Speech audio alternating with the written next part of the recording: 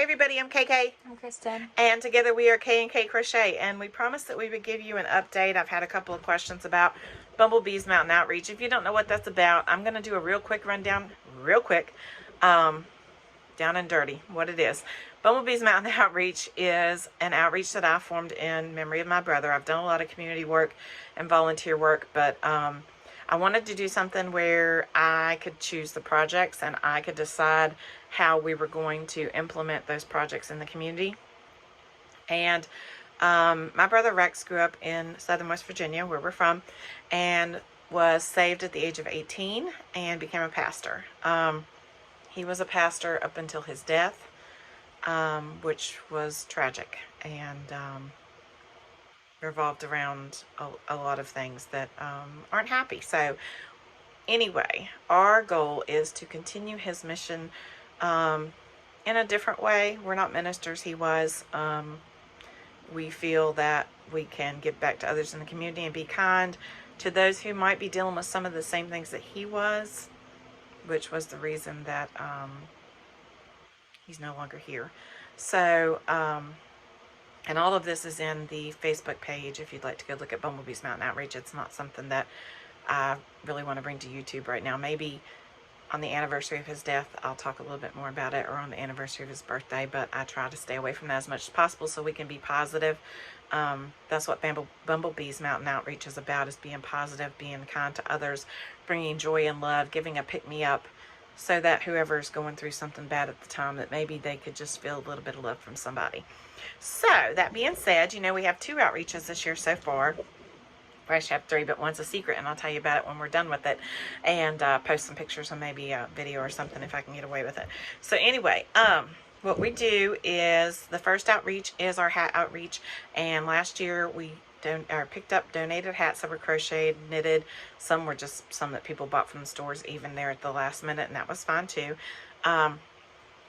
And we take them and we put them in those little cellophane bags and we throw them out at the parade. Last year we decided 2 weeks before the event that we would do this, and we gathered 75 hats. I say a lot, sorry.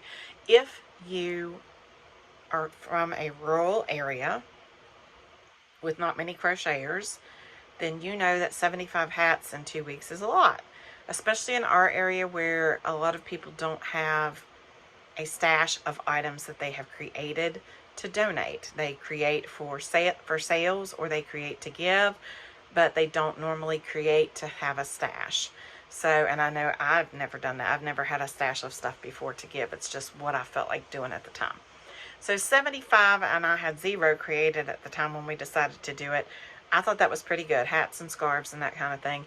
So we threw those out, and as we looked through the parade, it looked like we could have done, I think, about 300. You could have. That meant we gave to about every 4th person, and I think that's what we tried to do.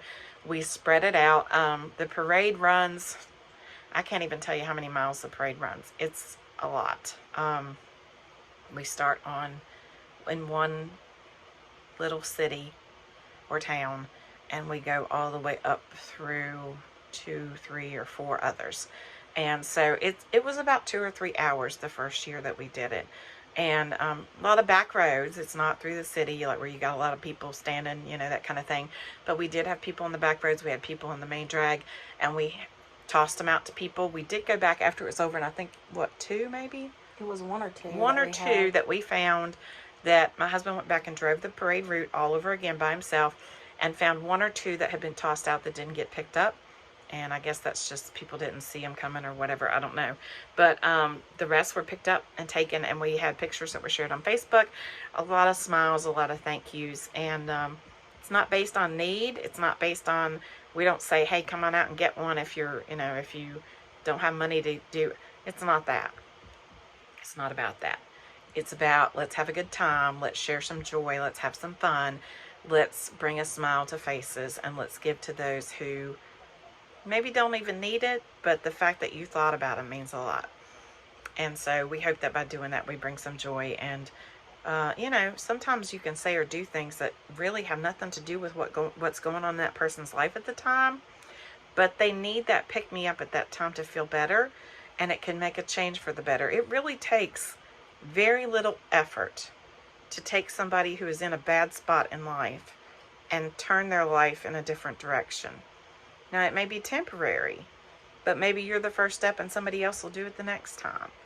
But you have to be kind. That's why we always say be kind, because you don't know anybody else's journey. We did not know my brother's journey.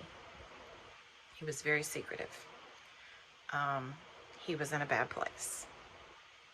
And had we known, I don't know what we could have done any different than what we always did. We were always there and supportive and loving and caring. But he was at a place where he didn't, well, I can't speak for him. I don't know what was going on in his mind. I think that he was at a place where he felt that he had no joy left. And that's a sad place to be. So this is what this is about. It's to bring joy. You can find joy even when you're not happy. You don't have to be happy to have joy. Okay, you can find, and that may sound odd, but the Bible talks about that, about having joy in your life. You can find joy in birds flying through the air, or in the trees, or in the landscape. You don't have to be happy. You might not be happy. Circumstances might stink right now, but you can find joy in something. I find joy in Bumblebee's Mountain Outreach. I find joy in crochet. I find joy in YouTube, and a lot of people might think that's stupid, and you know what? I don't care, because I find great joy in it. I find joy in going into a live and chatting with people that I don't know from across this nation, across the world. I don't care that I don't know them. That kind of makes it better sometimes, because I can share things that are going on, not in depth, but I can say, I'm having a bad day, and they're not going to know, oh, I know her, she lives so-and-so, and I know this, and not going to happen here. It's not going to happen. They're not going to do that.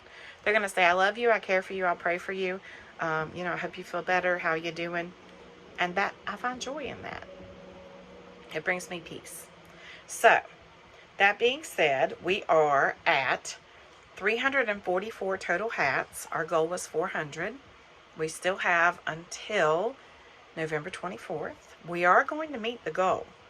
One way or another, we will meet that goal. I promise you that. Sorry, I got spots on my glasses. 95 of those hats have been donated to a local charity here. I don't know if this is across the United States, that this is a thing, or if it's just in West Virginia. But there's a Catholic charity called Loaves and Fishes. I think it's Catholic based. I really don't know. They're called Loaves and Fishes, and they do food outreaches for people in the community. I know I helped gather food for a Christmas project last year for those in the community that might need it, and they actually donated to that project. They also give out food boxes to other people in the community, take care of the people in the community. They have a used clothing place that they resell stuff cheaply, and give back to put back into their charity outreach. And they also provide different things that those people might need. One of the things they're providing this year are hats and scarves from our outreach. So those people who have donated, 95 of those have been taken out of 344 and given to them last week or the week before, and we posted that on a video, a picture of all that. So that means we have 249 left for the parade, which is about what I had figured. I thought close to 100 for Loaves and Fishes, and then we would need 300 for the parade. So I'm super close to the 300 for the parade. I know we're going to reach it.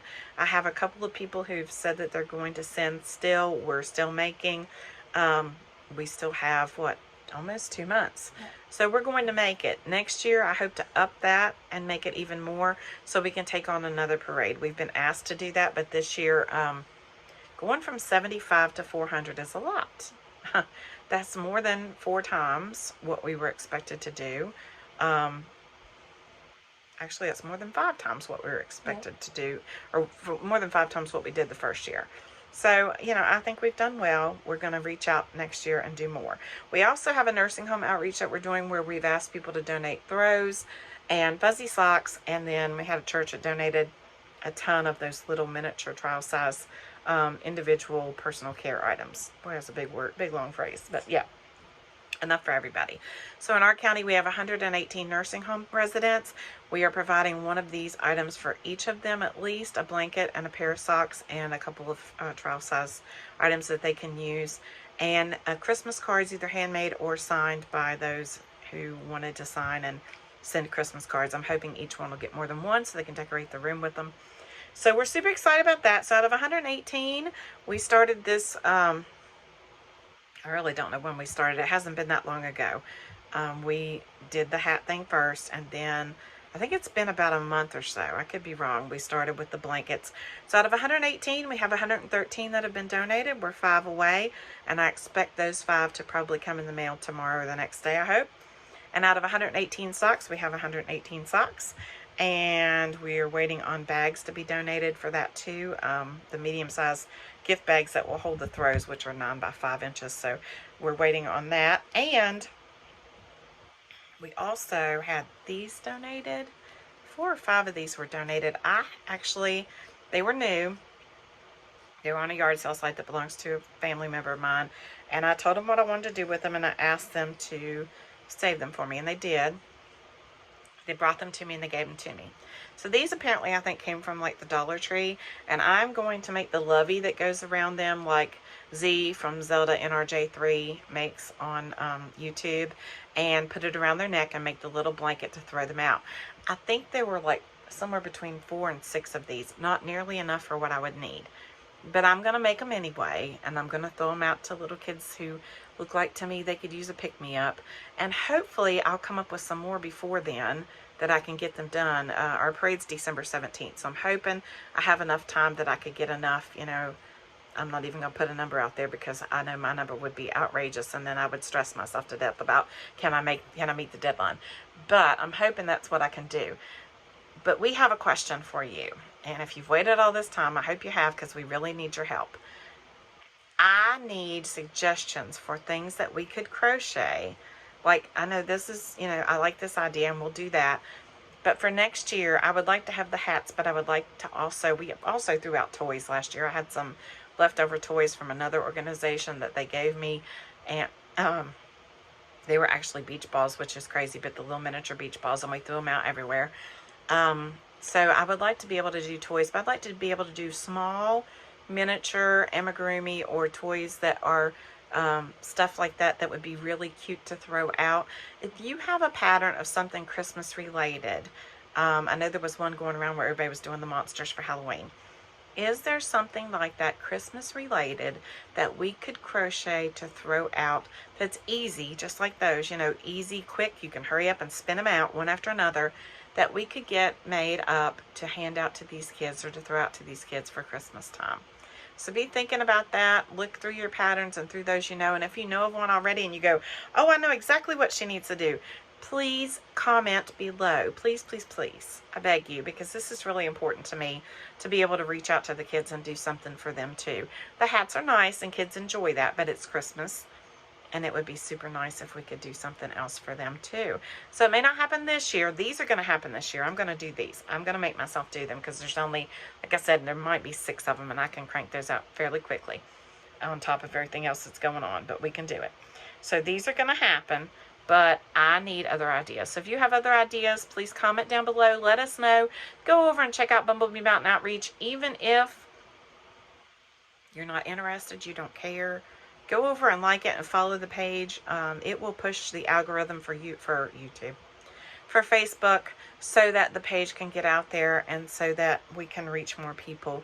And, we just started, it hasn't been that long ago, middle of the year or something like that. Actually, probably around August or September, I think we started. So we started the page and we've shared our story. And now we're asking you to help us share the story. And it's a sad story, but it's one that we're using to bring about good. And I think my brother would be happy about that. I say it's to honor him, but it's not to bring honor to his name. It's more like recognition. It's for us to remember what he did and what he meant to us, and for us to help those who might be traveling down the same path he did. And it's sad. It's really sad. And there's no sense in it. There's no sense for anybody to feel that way. So, and check on your people. You may not know. We had no idea until the night before. And I even asked. And he denied it. And he was gone the next morning. So, you don't know. You just don't know. Be kind. You don't know anybody's journey. Be kind to everyone. We love you. See you later. Bye. Bye.